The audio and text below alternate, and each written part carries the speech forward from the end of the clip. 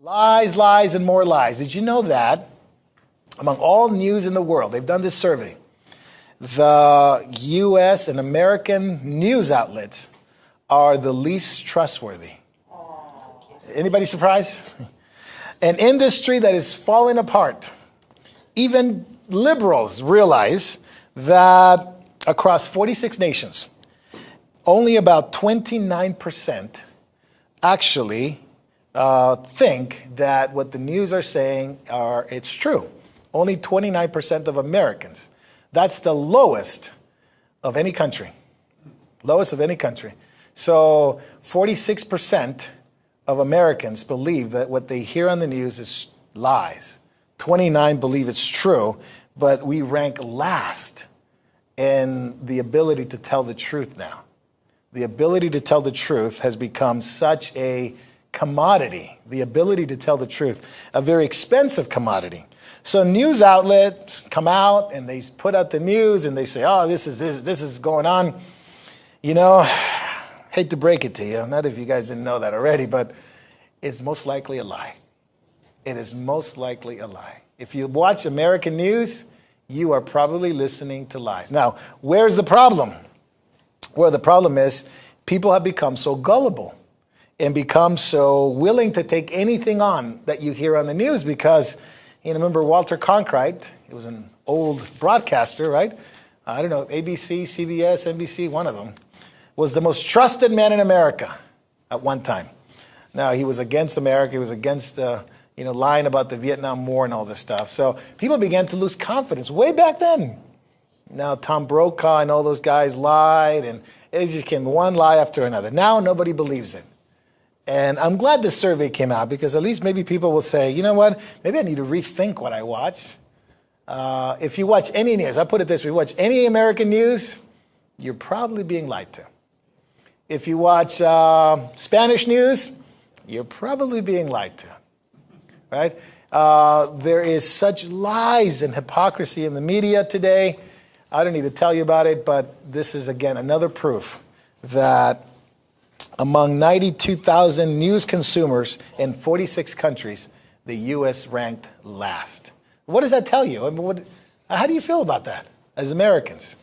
Whether you watch it in Spanish, English, or whatever, right? How does it grab you? Don't watch it. Don't watch it? All right. Anybody else? It does. Look what happened all of last year. It was like a psychological manipulation. This is happening. It never happened. It never really was actually what they were saying. And now they're reeling back and say, well, we're going to commit to telling the truth now and all this stuff. And, if you believe that too, right? But, they will put on the veneer of truth. But if you look closely, it's really lies. I love that lady from Fox News Houston that came out. And in the middle of her story, she came out. I think her name is Ivory. And she came out and says, look, Fox is muzzling us. They're not letting us tell the truth.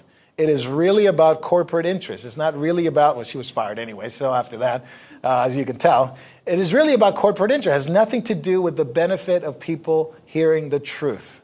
It is really about what the corporate giant CEO and the shareholders want to hear. And it's never going to be about the truth. So she was fired, of course.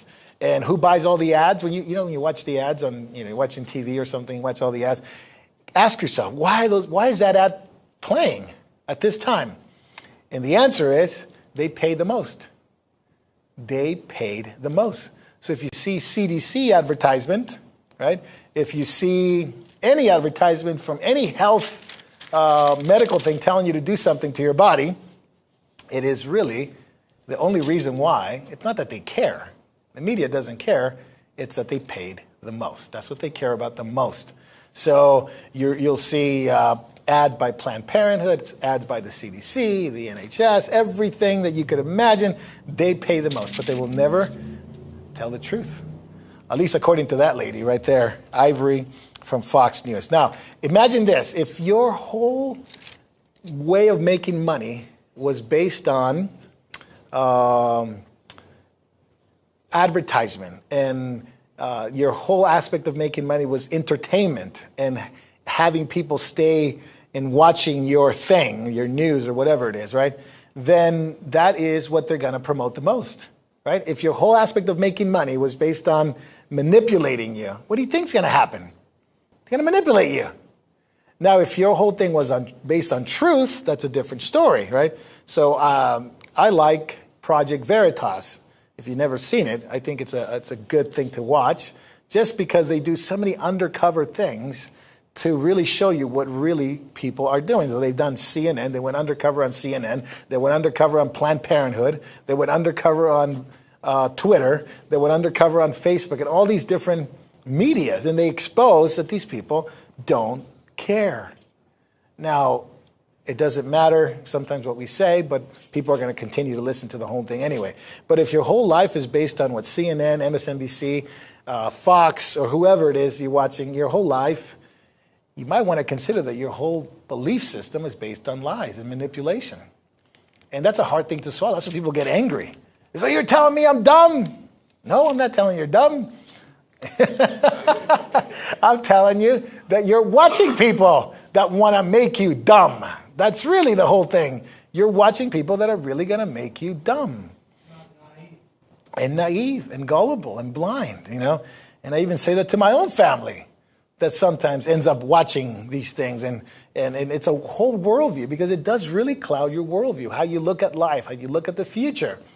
And so if you are, let's say, an industry that is based on truth, then you can at least trust it, because, you know, this industry or this organization can only make money if they tell the truth.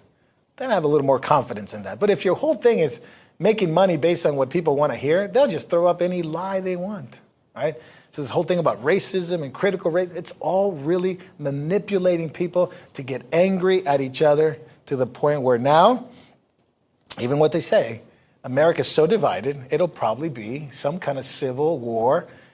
Maybe not to that degree, but civil war, it is already very much divided. It's on paper already, but it's not really tactical yet. It's not really on the arm to arm, as it were. I did want to show you one thing. This is an interesting one. This is from Abu Dhabi. This is from Abu Dhabi, United Arab Emirates, and they have been using facial recognition. They've been using it. Cameras at shopping malls, residential areas, wherever it may be, and it could detect COVID. Yes, they say with a 93% accuracy. All right. Now I got to be careful what I say, because they took one of our videos down already, because they said it wasn't within the health guidelines, so they took it down. So yes. Why do we have to test? Yeah, exactly. You can make all kinds of rational responses to what they're trying to do. Now, whether they do it or not, you know, whether they can recognize, you know, Charlie Victor, we'll call it that way, right? Or whether they can recognize it or not, it doesn't matter. What they've done is they've built a whole facial recognition system that throughout shopping malls that can detect it, because it can detect, according to them, the RNA particles. If you have some kind of sickness, it can detect if you're infected. And but you know what? If you want to walk around the mall, you could actually have all your, this is in Abu Dhabi too, you can have all your information in a fingernail. What's popular now, started in Abu Dhabi, it's getting popularity now, is you can install a microchips in your fingernails. When you get your nails done, ladies, you know, get your nails done. You can install microchips with all the data, all your passports, all your financial information, business cards, anything you can think of at your fingernails. Not at your fingertips, but at your fingernails. And it will be used for contactless payment to determine if you have a virus or not, or if you have the sort of cure, the jab, the vax for Charlie Victor, right? It will be in that little microchip. And I brought a little video for you guys to watch. I thank Davey for making it better. There we go. Is that it? Okay. So, Tony, we're okay? I'm going to mute myself. So this is just kind of take a look at what they're trying to do. This is in Abu Dhabi. So, ladies, if you go get your nails done, they're not going to do that to you today. But it is gaining a lot of popularity. They actually have begun to do this for quite a few months.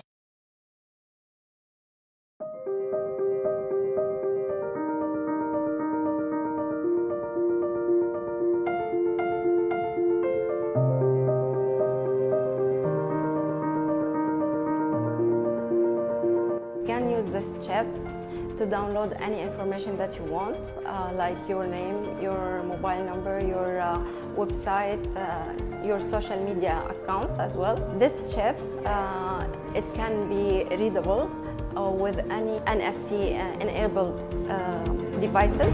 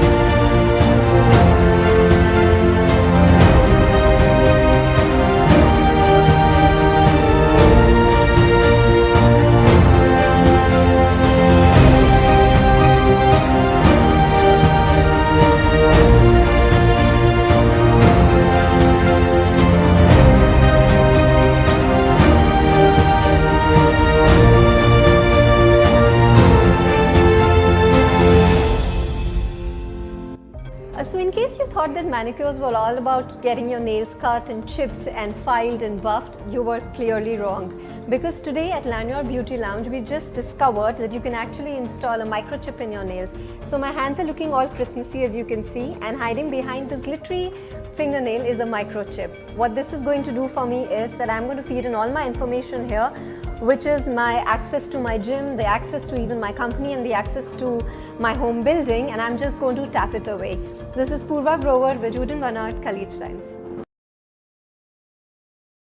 It's just a small leap from going from vax to chip to make it more feasible, to make it more convenient for biosecurity. I mean, if they already have it on apps, that you can have your passport on the app, it's not too far of a leap to say that this will now be in your hands. Now that's getting close, my friend. That's getting really close to what the Bible says. Notice that it's always the head. They would talk about, the Neuralink, and they're always talking about the hand. They don't talk about the stomach. They don't talk about the foot. They don't talk about the knee. It's always where it's most accessible. And this is what the Bible will ultimately have some more light on that there will be something like this. I'm not saying this is it, and don't be mistaken on it, but I'm saying it is getting close. Why would you want that on there? That's a great question. Well, it's convenience. Look, I can walk around, and if they have facial recognition and it recognizes my fingernail as having all the information, all they have to do is read it.